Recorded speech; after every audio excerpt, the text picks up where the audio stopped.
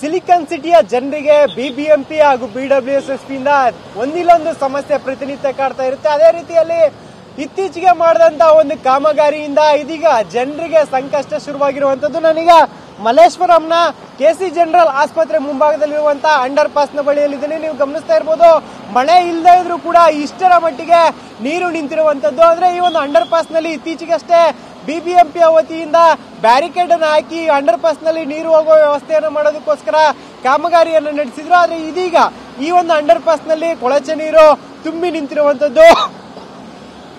ನೀವು ಗಮನಿಸ್ತಾ ಇದ್ರೆ ದೃಶ್ಯಗಳಲ್ಲೂ ಕೂಡ ವಾಹನಗಳು ಬರ್ತಾ ಇದ್ರೆ ಯಾವ ರೀತಿ ಒಂದು ಪ್ರವಾಹದ ರೀತಿಯಲ್ಲಿ ರಸ್ತೆಯಲ್ಲಿರ್ತಕ್ಕಂಥ ನೀರು ಮೇಲೆ ಬರ್ತಾ ಇದೆ ಅಂತ. ಯಾಕಂದ್ರೆ ಕಳೆದ ರಾತ್ರಿಯಿಂದ ಕೂಡ ಈ ಒಂದು ಅಂಡರ್ ಪಾಸ್ ನಲ್ಲಿ ಇದೇ ರೀತಿಯಲ್ಲಿ ನೀರು ನಿಂತು ವಾಹನ ಸವಾರರಿಗೆ ಸಮಸ್ಯೆ ಆಗ್ತಾ ಇರುವಂತದ್ದು. ಆದ್ರೆ ಯಾರೊಬ್ಬ ಅಧಿಕಾರಿ ಆಗ್ಲಿ ಇಲ್ಲಿ ಏನ್ ಸಮಸ್ಯೆ ಆಗಿದೆ, ಯಾಕೆ ಈ ರೀತಿ ಆಗಿದೆ ಅನ್ನೋದನ್ನ ಗಮನಿಸ್ತಾ ಇಲ್ಲ. ಇದರಿಂದಾಗಿ ವಾಹನ ಸವಾರರು ಇಲ್ಲಿ ನಿಂತಿರ್ತಕ್ಕಂಥ ನೀರಿನಲ್ಲೇ ಪರದಾಡ್ಕೊಂಡು ಓಡಾಡುವಂತ ಸ್ಥಿತಿ ನಿರ್ಮಾಣ ಆಗಿದೆ. ಇದು ಬಿಬಿಎಂಪಿ ಎಷ್ಟರ ಮಟ್ಟಿಗೆ ಕಾಮಗಾರಿಯನ್ನ ಮಾಡ್ತಾ ಇದೆ, ಕಾಮಗಾರಿಯನ್ನ ಮಾಡಿದ ಬಳಿಕ ಅದರಿಂದ ಆಗ್ತಕ್ಕಂಥ ಸಾಧಕ ಬಾಧಕಗಳ ಬಗ್ಗೆ ಗಮನ ಹರಿಸ್ತಾ ಇಲ್ವಾ ಅನ್ನೋ ಪ್ರಶ್ನೆಯನ್ನ ಹುಟ್ಟಾಕಿರುವಂತದ್ದು. ಸದ್ಯ ಈ ಒಂದು ರಸ್ತೆಯಲ್ಲಿ ಸಂಪೂರ್ಣವಾಗಿ ನೀರು ನಿಂತಿರುವಂತದ್ದು ವಾಹನ ಸವಾರರಿಗೆ ಒಂದು ರೀತಿ ಸಂಕಷ್ಟವನ್ನ ತಂದಿಟ್ಟಿದೆ. ಅದರಲ್ಲೂ ದ್ವಿಚಕ್ರ ವಾಹನ ಸವಾರರು ಹಾಗೆ ವೆಹಿಕಲ್ ಗಳಲ್ಲಿ ಓಡಾಡ್ತಕ್ಕಂಥ ಜನರೇನಿದ್ದಾರೆ ಅವರು ಸಾಕಷ್ಟು ಸಮಸ್ಯೆಯನ್ನು ಅನುಭವಿಸ್ತಿರುವಂತದ್ದು. ಸದ್ಯ ಸಂಬಂಧಪಟ್ಟ ಅಧಿಕಾರಿಗಳು ಯಾಕೆ ಈ ರೀತಿ ನೀರು ನಿಂತಿದೆ, ಇಲ್ಲಿ ಏನು ಸಮಸ್ಯೆ ಆಗಿದೆ ಅನ್ನೋದನ್ನ ಗಮನ ಹರಿಸೋ ಜೊತೆಗೆ